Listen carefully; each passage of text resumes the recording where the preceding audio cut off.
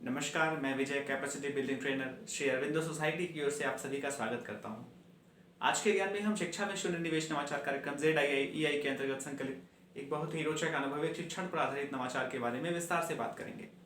इस वीडियो के अंतर्गत मैं आपको अनुभविक शिक्षण से संबंधित बिहार के शिक्षकों के द्वारा विकसित किया हुआ एक नवाचार विस्तार से बताऊंगा, जिसका नाम है आज आपने रास्ते में क्या देखा। अक्सर बच्चे जब कहीं जाते हैं या विद्यालय आते हैं या विद्यालय से जाते हैं तो रास्ते में बहुत सारी घटनाएं देखते हैं, बहुत सारी वस्तुओं, बहुत सारी दृश्यों पर उनकी निगाहें जाती हैं और बच्चे उसके बारे में सोचते हैं कि आखिर यह क्या है, उसके बारे में कुछ समझने का प्रयास करते हैं। अक्सर बच्चे आपस में मिलजुल कर इन बातों पर चर्चा भी करते हैं। एक कुतूहल का विषय होता है बच्चों के लिए कि उन्होंने क्या नया देखा है।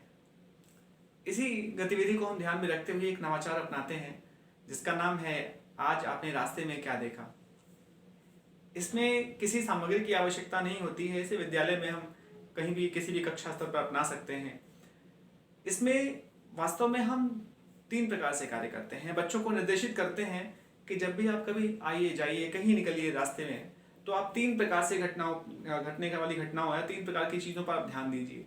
पहला उनका प्रकार होता है जो उनकी विषय वस्तु, जो उनके पाठ्यक्रम से आधारित हो। दूसरा होता है सामान्य जानकारियाँ, जैसे ऋतुएं, मौसम, कूड़े कचड़े का प्रबंधन या उसका जो भी निस्तारण हो सकता है, संभवतः प्रदूषण के कारण या इसके परिणाम, जो भी उनकी निगाहें आती हैं। और तीसरा होता है कुछ नया, जो भी कुछ आपने पहली बार देखा हो सकता है बच्चे ने रिमोट से चलने वाली कार पहली बार देखी हो सकता है बच्चे ने कोई बहुत हैवी मशीन, कोई कंस्ट्रक्शन का काम कर रही है, कोई रोड रिपेयरिंग का काम कर रही है, उसको पहली बार देखा, मतलब कुछ भी नया। तो इस प्रकार से 3 प्रकार से बच्चों को हम घटित होने वाली घटनाओं को देखने के लिए निर्देशित करते हैं।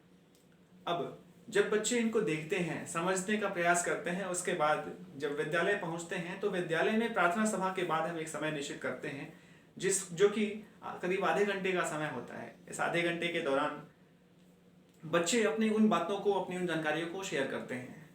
अब अपनी इन जानकारियों को व्यक्त करने के 2 प्रकार हो सकते हैं। इस गतिविधि में 2 प्रारूपों के माध्यम से बच्चे अपनी इन बातों को व्यक्त कर सकते हैं। पहला प्रारूप होता है मौखिक और दूसरा है लिखित। मौखिक प्रारूप में बच्चे जो भी कुछ देखते हैं प्रार्थना सभा के बाद उसको सभा के समक्ष आकर अपनी बातों को रखते हैं और बताते हैं कि हमने क्या देखा और उसमें क्या था।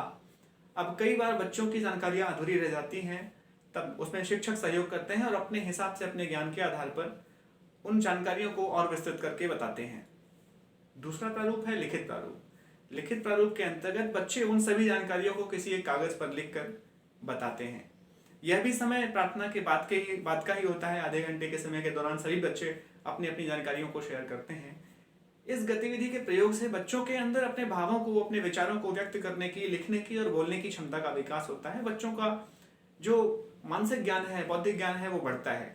साथ ही साथ बच्चों के अंदर स्वयं से सीखने की, स्वयं से चीज़ों को सीखने की क्षमता का भी विकास होता है। यह नवाचार बहुत प्रभावी है।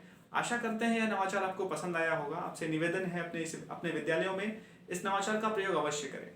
हम आप तक लगातार ऐसे बेहतरीन नवाचार पहुंचाते रहेंगे।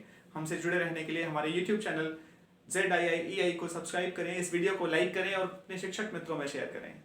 अगर यह वीडियो आप फेसबुक पर देख रहे हैं तो हमारे फेसबुक पेज ZII को जरूर लाइक करें। वीडियो में बने रहने के लिए धन्यवाद।